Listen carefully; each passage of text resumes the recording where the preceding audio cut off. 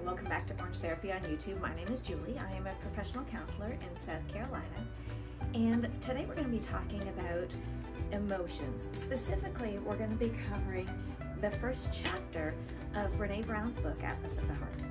If you've been following me for any period of time at all, you understand that our emotions, in order to be able to describe our experience of the world to other people, in order to be understood, and frankly, in order to understand ourselves a little bit better as well.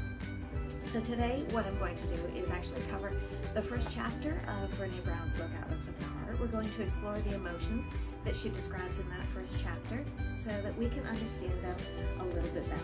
So sit down, relax, make yourself a cup of tea, and let's learn about these things together. All right, so let's get started. In the first chapter of her book, Brenè Brown talks about the places that we go when things are uncertain or too much. So the emotions that she talks about in this chapter are being stressed, being overwhelmed. She looks at anxiety and fear and dread, a bunch of negative emotions, as well as vulnerability.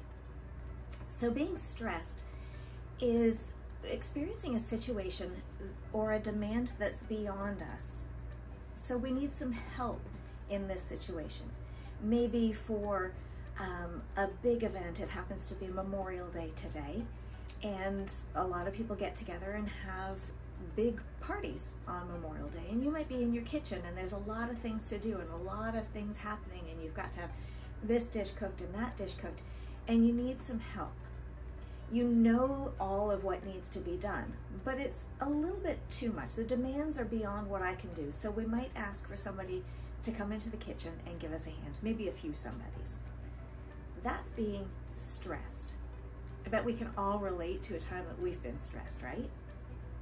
Well, being overwhelmed is an extreme level of stress. It's an emotional intensity where it is beyond us, emotionally and cognitively. We don't even know what's happening. We can't function. Things are happening in our nervous system faster than what my nervous system and my psyche and my cognition can handle it. I think of times where maybe there was a car accident and everything just felt like it was like wah, wah, wah, wah around you. People are saying, well, how can I help you? What do you need? You can't even hardly speak. Brenè Brown describes it as, on a scale of 1 to 10, you can pay attention at like a 4 to 5 to the situation, but you can understand and respond to it only at about a 2. So in this situation of overwhelm, you need somebody else to step in and help you.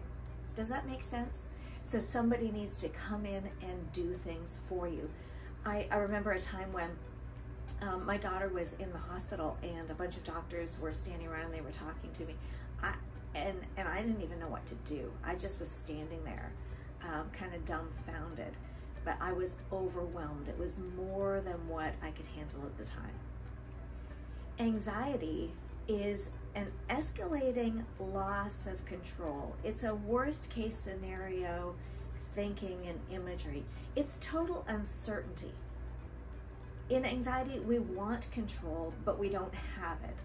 And our mind just gets whipping into all of the what ifs. And there's a physical sensation as well as this emotional sensation. That's anxiety. The American Psychological Association describes it as an emotion characterized by feelings of tension, worried thoughts, and physical changes like increased blood pressure. Now, anxiety can be both a state and a trait. So some people have a trait of having a more anxious kind of a disposition. They tend to have spinning thoughts. They tend to feel things deeply in their bodies. Highly sensitive people tend to be a little bit more anxious, a little bit more sensitive to these things, but not always. They can be.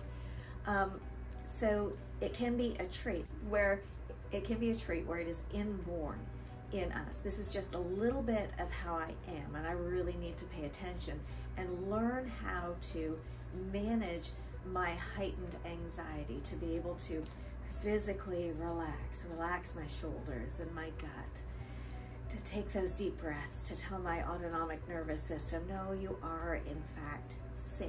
And for somebody with an anxious trait, they need to be a little bit more mindful of that. Now, we can have an anxious state as well. Maybe before a test or before a job interview, we have a little bit more anxiety, a little bit more worry about what's to come. And that's an in the moment state feeling. So I just feel this in this particular moment. I have a state of anxiety. Again, I can use the same tools to be able to calm myself down that I would use if it was a trait that I was experiencing. But if it was a trait, I'd have to use it more often. Now, generalized anxiety disorder, when people are diagnosed with this, they experience both the state and the trait of anxiety. And so you can understand now, based on what you are learning about this particular emotion, it doesn't feel great, right? To have generalized anxiety disorder does not feel good. But in both of these things, in the trait and the state, an intolerance for uncertainty is a contributing factor. And that's a contributing factor in all anxiety. In anxiety, there is worry. And worry is like a chain of negative thoughts that kind of contribute to the anxiety, right? I'm actively doing something that's contributing to my anxiety. I'm thinking these thoughts, I'm worrying about it. And then I actively don't do something to contribute to my anxiety as well, and that is avoidance. People often avoid things that contribute to their anxiety because they don't want to do the thing that's causing them anxiety, and it actually causes the anxiety to increase. Now, anxiety and excitement, I think I've explored a little bit before. They feel similar. The difference is in their interpretation. In anxiety, I have worry. In excitement, I have anticipation. But the feelings, the sensations in our body are the same. I've actually worked with an athlete who had difficulty public speaking, and we actually used the excitement that they felt before going out to get onto the court as a means of understanding their anxiety, and they interpreted their anxiety differently to be, I'm excited to go and speak publicly. And they leaned into it and did a little bit of before they went to speak, and it actually helped them significantly because it was the interpretation that caused the difference in the emotional experience. So maybe try that yourself. Anxiety plus dread, there is a high probability of negative events happening. The magnitude increases as the event draws nearer. So maybe there's a dread when you're in graduate school of handing in a paper that you're not working on, and the date gets closer and closer and you know you have to hand it in. Maybe there is anxiety and dread related to the illness of a significant other, and you're watching them decline, and there's a dread of the end. So that's a worry, the anxiety, all of the sensations, plus the probability of negative events being really high. That is dread. And again, that is future focused. This anxiety plus excitement and this anxiety plus dread, they're both future focused. Fear, however, is something that happens in the present. And people often say, oh, that driving causes me anxiety, and there might be worry, but maybe somebody cut them off and they say, oh, that makes me feel so anxious. That's actually fear when somebody cuts us off. Fear is experienced right in the moment. It's when the threat is now, and it's short.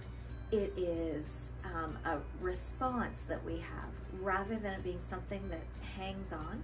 And fear can both be, like anxiety, a state and a trait. We can have a trait where we are more fearful than other people just because of the way we're wired. We're a little bit more sensitive to things. And we can also be a little bit, we can also have a state where, like I said, a car cuts us off. So fear is something that can be felt in the moment, but we also can be wired to be a more fearful individual.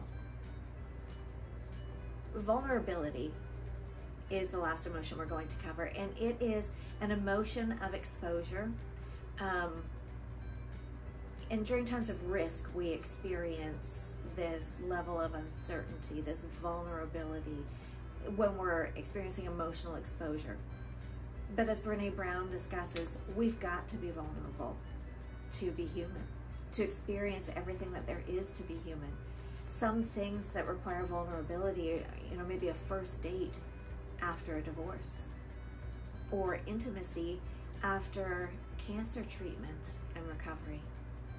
Opening up in the therapeutic space requires vulnerability, and difficult conversations with family require a level of vulnerability, and it takes courage to be vulnerable.